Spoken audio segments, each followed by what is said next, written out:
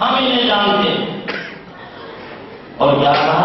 مردو علی النفاق. میں نے ترجمہ کیا تھا اور یہ بھی کہا تھا اگر غلط ہوگا تو علماء بتائیں. یہ بڑے ڈھیٹ ہیں منافق لوگ نفاق میں، بڑے ڈھیٹ ہیں، بڑے اڑیل ہیں نفاق میں، بڑے ضدی ہیں نفاق میں. مردو علی النفاق.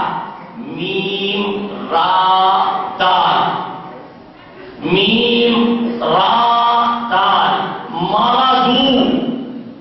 یہ لوگ بڑے متمرد ہیں، بڑے ڈھیٹ ہیں، بڑے اڑے ہیں، بڑے اڑیل ہیں نفاق. اللہ کیا کہہ رہا ہے؟ بڑے ضدی ہیں. یہ منافق ہیں، مدینے کے آس پاس رہتے ہیں. آگے وَآخَرُونَ اعْتَرَفُوا بِذُنُوبِهِمْ خَلَطُوا عَمَلًا صَالِحًا. اس سے فوراً بات کیا ہے؟ وَآخَرُونَ اعْتَرَفُوا بِذُنُوبِهِمْ خَلَطُوا عَمَلًا صَالِحًا وَآخَرَ سَيِّئًا. ایک صحابی حضرت ابو لبابہ رضی اللہ تعالیٰ ان کی عظمتوں کو دوبارہ کرے اور ان کی عظمتوں کو مسلمان اور سلام. عجیب و غریب سا ایک غلطی ہو گئی، ایک قصور ہو گیا. کیا ہوا؟ حضرت کے پاس آئے اور دیکھا کہ حضرت اس غلطی سے ناراض ہو جائیں. مدینے طیبہ میں جب کل مفتی شکیل صاحب نے تذکرہ کیا کھمبے لگے ہوئے، خاص اس جگہ کا جو حضور کی مسجد صلی اللہ علیہ وسلم، جس کو آقا نے کیا کہا؟ روضۃ من ریاض الجنہ. میرے گھر اور میرے منبر کے درمیان جو زمین ہے وہ جنت کے باغوں میں سے ایک باغ. اور اس زمین کا قصہ مختصر، حضرت جب مدینے آئے صلی اللہ علیہ وسلم تو آپ نے حضرت ابوبکر صدیق سے کہا کہ ابوبکر مسجد بنائیں گے، زمین خریدو. ایک ٹکڑا پڑا ہوا تھا چھوٹا، اور وہ دو یتیم اس کے مالک.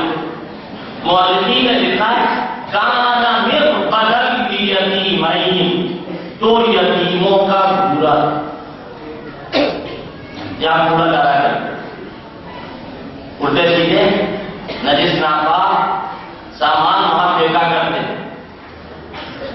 یہ ہے جگہ مسجد کے لیے، مگر یہ دو یتیم کی ہے. حضرت صدیق اکبر سے حضرت نے فرمایا کہ ابوبکر یہ زمین خریدو. وہ دونوں یتیم بلائے گئے، سہل اور سہیل کا بیٹا بھی یہ زمین. میرے بیٹے نے کیا مسجد بنانے کے لیے حضرت دے رہے ہیں، ہدیہ دے رہے ہیں؟ حضرت نے فرمایا نہیں، ہدیہ نہیں دیں. ہدیہ کیسے؟ یہ یتیم ہے، ابوبکر اتنے پیسے اس کی قیمت. کس نے خریدی؟ کس نے زمین خریدی؟ صدیق اکبر. اگر رجسٹری ہونے کا اس زمانے میں چرچا ہوتا، رواج ہوتا اور معمول ہوتا تو رجسٹری ہوتی نہ ہوتی. کس کے نام؟ صدیق اکبر کے نام ہوتی نہ ہوتی. وہ زمین خرید گئی، مسجد بنی کیسے آفتاب کے ساتھ. اللہ اکبر. مسجد بن رہی ہے تو اس طرح بن رہی ہے کہ سارے مہاجر اور سارے انصار سب لگے ہوئے مسجد بنانے، اور حضرت خود اپنے مبارک ہاتھوں پر پتھر اٹھائے ہوئے اور لالا کے رکھ رہے ہیں. اور حضرت اس وقت میں ترانہ گا رہا ہے. کیا کہہ رہے ہیں؟ اللہم لا عیش الا عیش الآخرہ فانصر الانصار والمہاجرہ. مزدور جب کام کرتے ہیں اور کچھ گانے لگتے ہیں تو کام کرنے میں ان کا جی لگتا ہے. اللہ کے آخری پیغمبر سید الرسل خاتم الانبیاء رحمت للعالمین محمد رسول اللہ صلی اللہ علیہ وسلم پتھر اٹھا رہے ہیں مسجد بنانے کے لیے. اور کیا دعا کر رہے ہیں؟ اے اللہ دنیا کا عیش کیا ہے؟ کچھ نہیں ہے. اے اللہ آخرت کا عیش ہے. اے اللہ انصار مہاجر اور انصار کی مغفرت فرما. چنانچہ مسجد بن گئی، تعمیر ہو گئی۔ پھر جب مسجد بن گئی تو اللہ نے کیا بتایا؟ حضرت سے کہا کہ تم کہو ما بین بیتی و منبری روضۃ من ریاض الجنہ، میرے گھر اور میرے منبر کے درمیان جو زمین ہے وہ جنت کے باغوں میں سے ایک باغ ہے۔ کیا مطلب ہوا؟ ابو بکر تمہاری زمین کو اللہ نے اتنا قبول کیا، اتنا قبول کیا، اتنا قبول کیا کہ وہ جنت کے باغوں میں سے ایک باغ ہو۔ آپ کو معلوم ہے قیامت آئے گی کہ چاند بڑھ جائے گا، سورج چترے چترے ہو جائے گا، آسمان اس طرح اڑے گا جیسے ٹکل اڑا کرتے ہیں۔ قیامت آئے گی سب پناہ ہوگا، کہیں نہیں لکھا ہے کہ جنت پناہ ہوگی، جنت نہیں پناہ ہوگی۔ ابو بکر صدیق آپ کو مبارک ہو، آپ کی زمین کو اللہ نے جنت بنایا، سب کچھ پناہ ہو جائے گا۔ علماء نے لکھا یہ زمین پورے دم کے ساتھ اٹھائی جائے گی اور اٹھا کے جنت میں رکھ دی جائے گی۔ کیوں؟ تاکہ میں کھانے کی مٹی رہے، میں کھانے میں جنت کی چیز جنت میں چلی جائے۔ یہ بات ضمنی آئی، وہاں کھمبے لگائے کھجور، اور وہ نشان آپ دیکھتے ہیں جو سنہرے پھول چڑھے ہوئے ہیں کھمبوں پر، وہ علامت اس بات کی ہے کہ حضرت کی مسجد کی تین ہوئی۔ ایک کھمبا تھا، حضرت ابو لبابہ آئے اور آ کر کے اس کھمبے سے اپنے آپ کو باندھ گئے۔ لوگوں نے کہا یہ کیوں باندھا آپ نے؟ کہا دیکھو میں نے قصور کیا، اگر میں اپنے آپ کو باندھ رہا ہوں تو کھولنے کے لیے باندھ نہیں رہا ہوں، میں حضور کا مجرم ہوں۔ جب حضور خود کھولیں گے تو میں آزاد ہوں گا، ورنہ میں ایسے ہی بتا رہا ہوں۔ ہاں، حضور علیہ الصلوۃ والسلام پر اللہ نے یہی آیت نازل کی، کیا وَآخَرُونَ اعْتَرَفُوا بِذُنُوبِهِمْ خَلَقُوا عَمَلًا صَالِحًا وَآخَرَ سَيِّئًا۔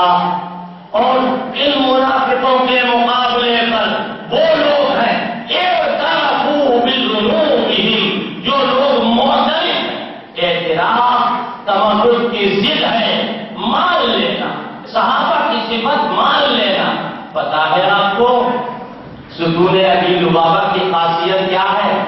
دیکھو، آزمانے کے لیے کوئی نہ جائے، آزمانے کے لیے کوئی نہ جائے، اگر وہاں جا کر کے کوئی آدمی دعا مانگے، اللہ پاک اس دعا کو فی الفور یا تاخیر کے ساتھ قبول فرماتے ہیں، یہ اس کی خصوصیت۔ اب کی دفعہ حج کے موقع پر میں وہاں نماز پڑھ رہا تھا ستون ابی لبابہ کے پاس، اور نماز پڑھتے ہوئے پولیس والے جو تھے انہوں نے مجھے دھکا دیا اور کہا ہٹو، یہاں نماز نہ پڑھو۔ خیر نیت ٹوٹ گئی، پھر دوبارہ میں نے نیت باپ وہی بلوا دی، اے اللہ میری نماز یہاں پوری ہو جائے۔ پولیس والے آئے، سامنے کھڑے رہے، کسی نے نہیں منع کیا، پوری نماز پڑھی، بیٹھ کر کے دعا مانگی۔ ایسے ایسے معاملہ میری والدہ بہت بیمار رہتی تھی، اللہ ان کی مغفرت فرمائے۔ اور میں 21 دن سے مدینہ منورہ میں 21 دن 22 دن اللہ جانے کتنا وقت تھا، سن 1977 مدینہ منورہ بہت طبیعت گھبرانے والدہ صاحبہ کے حال، تو جب جیسے ہی مسجد نبوی کے اندر والے حصے میں جائے دل خوش ہو جائے اور سب کچھ بھول جائے۔ کسی نے کہا، بتایا، غالباً حضرت شیخ الحدیث صاحب رحمۃ اللہ علیہ وہاں اس وقت مقیم تھے، وہاں معلوم ہوا کہ یہاں جا کر کے دعا کرو، وہاں جا کر کے دعا کی، پھر معلوم کیا فون کر کے معلوم والدہ صاحبہ کی طبیعت بالکل ٹھیک ہو۔ میرے بھائی مولانا عبدالحی فاروقی مدینہ منورہ میں شدید بیمار، اور بیمار ایسے ہوئے کہ ڈاکٹر تقریباً جواب دے چکے۔ ان میرے بھانجے کا فون آیا، میں نے کہا جاؤ ستون ابی لبابہ سے نپٹ جاؤ اور جا کر کے دعا کرو کہ اے اللہ ہم اپنے باپ کی زندگی مانگ رہے۔ اللہ تعالیٰ نے قبول کیا، اور جب دعا کر کے واپس آیا تو اللہ پاک نے شفا کے آثار عطا فرمائے، الحمدللہ شفا ہو گئی، بات ہمارے بچوں میں آئے۔ میں یہ کہنا چاہتا ہوں کہ اعتراف شان ہے صحابہ کی اور تمام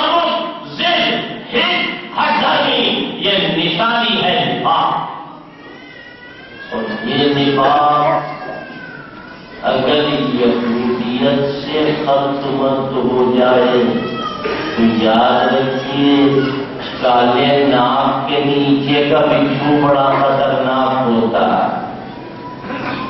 اگر یہودیت سے تال میل ہو جائے اور نفاق و یہودی، منافق و یہودی دونوں مل جائیں تو بس سب ہی سب ہوگا۔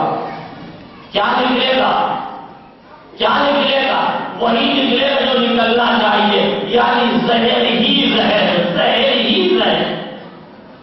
یہودیوں نے کھانی اور کیا کہا کہ ہم تو اسلام کو آگے نہیں بڑھنے دیں گے۔ تفصیلات سب آپ کے سامنے آ چکی، میں ان تفصیلات میں نہیں جانا چاہتا، میں صرف اتنا بتانا چاہتا ہوں کہ قرآن کہہ رہا ہے لَتَجِدَنَّ أَشَدَّ النَّاسِ عَدَاوَةً لِلَّذِينَ آمَنُوا لَتَجِدَنَّ أَشَدَّ النَّاسِ عَدَاوَةً لِلَّذِينَ آمَنُوا الْيَهُودَ۔ اے پیغمبر، سب سے زیادہ یہودیوں کو اپنا دشمن تم پاؤ، سب سے بڑا دشمن یہودیوں کو پاؤ۔ یہ کیا ہے؟ ساری دنیا میں جو اس وقت بدماشیاں ہو رہی ہیں، ساری دنیا میں خباثتیں ہو رہی، ان کا ذمہ دار کون؟ کیا یہود و نصارہ نہیں ہے؟ یہ صدر بش جس کو اللہ کوڑی کوڑی کا محتاج کرے گا، جس کی تباہی و بربادی ہم سب اپنی آنکھوں سے دیکھیں گے انشاءاللہ، یا اور امریکہ کے بڑے بڑے لوگ ہوں یا اسرائیل کے لفنگے ہوں جو بیت المقدس کے اوپر حملہ آور ہے، جو چاہتے ہیں کہ اس کو ہیکل سلیمانی بنا دیں، یہ کیا ہے؟ یہ وہی بغض اور اناد چھجوندر بچ جائے گی مگر یہودی نہیں بنے۔ یاد